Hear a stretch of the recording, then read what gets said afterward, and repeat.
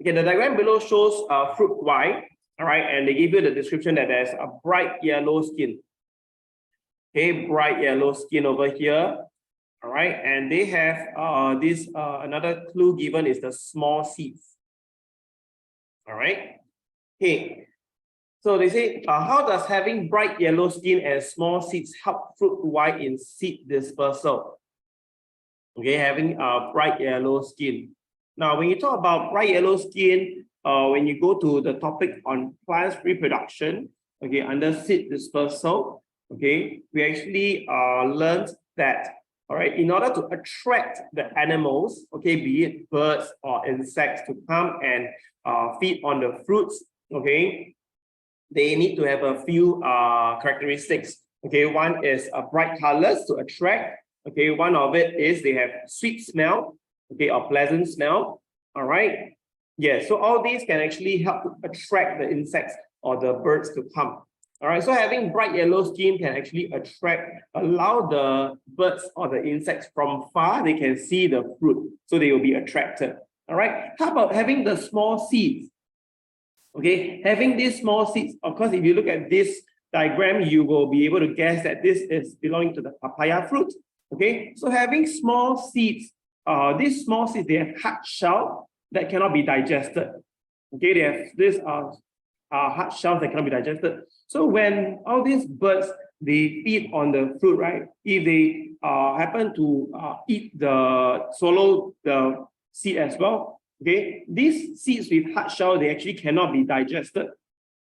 So whenever the birds fly to some other places and pass out their droppings or their waste, all right, okay, and that is where the new place where the seed can develop into a new plant, okay, into a young plant, all right? So you want to write that down, okay, having the bright yellow skin, it can actually attract. Okay, can we put that down? So this is to attract animals, okay, with their bright colors. Okay, the bright yellow skin is to attract animals with the bright colors, right?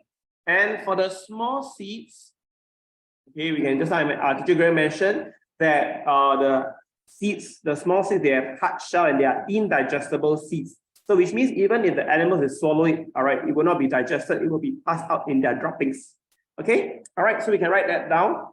So this is to say that it's easier for the animals, right, to swallow,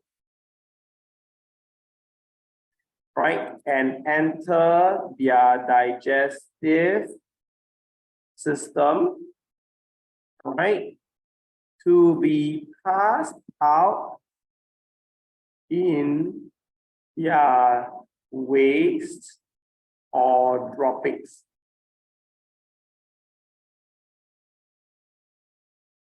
You can use either the animal waste or the animal droppings.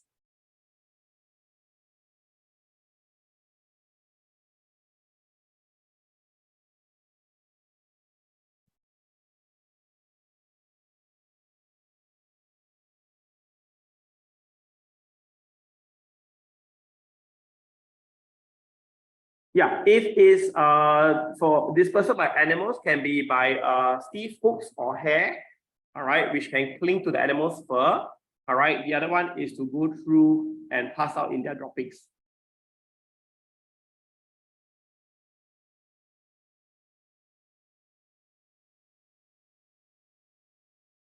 Sorry, move up a little bit. Yeah.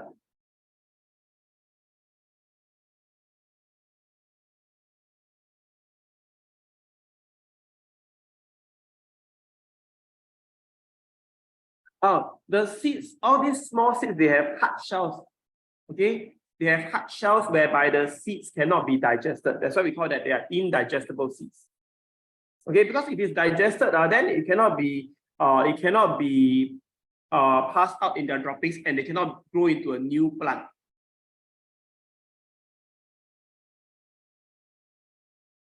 Okay, yeah, so it is actually a hard shell which is indigestible seeds.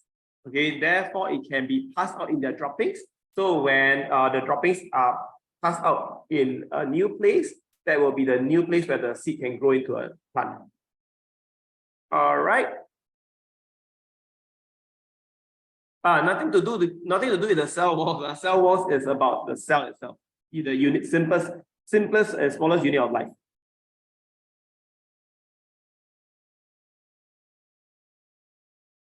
Okay, next one, I'm going to move on to the next part. Okay, over here, they say John removed one part of the flower. The flower did not produce any fruits. Okay, after that. Okay, yeah. Okay, which part of the flower A, B, C did John remove? Okay, now when they say did not produce any fruits, this is the clue. Okay, just what we learned, did not produce any fruits means which part is missing? Oh, must be the stigma, style, and ovary. Okay. Stigma, style, ovary, missing. All right, when it's missing, they cannot develop into fruits. All right. And if you look at it, C is just the petal of the flower. B is referring to the anther. Okay, C is the petal. Okay, B is the anther. All right, and A is the stigma. All right, so over here, we will have to say that, okay, students, just remember, okay, do not say the stigma is missing over here because the question is asking for which part. Okay, the question is asking for which part of the flower, A, B, or C. Okay, so if you mention saying, oh, the stigma is removed, okay, then you'll be penalized. All right, you need to say that it is part A that is being removed. Okay, so you write down over here that part A, okay, part A is removed. So over here, all right, at BlueTree, we teach the ABC technique, which is answer with a choice, B is back with the right evidence, and C is confirm concept. All right, so over here, I'll write this down first. So we need to choose part A. And because the question talks about explaining your answer, okay, you cannot just say choose or answer part A and then you just leave it as that. Okay, you'll be penalized as well. Okay, you will not get the marks. Okay, they want to hear your explanation. Only when it's paired with the correct explanation, then you get the marks. All right. So over here, we want to say that it is part A. All right, and the reason is because as the stigma is removed. All right. Yeah, evidence is what you can gather from the diagram or the table or the results from the question. Okay, so as the stigma is removed, all right, ants, pollination, and fertilization cannot take place. All right, cannot take place for the flower to develop into fruit. All right, so when you have this answer over here, we're going to put down, okay, where is the ABC that is in this answer? Can you manage to spot it? Okay, this is part A, answer with a choice. All right. All right, as the stigma is removed, this is your back with the right evidence. Okay.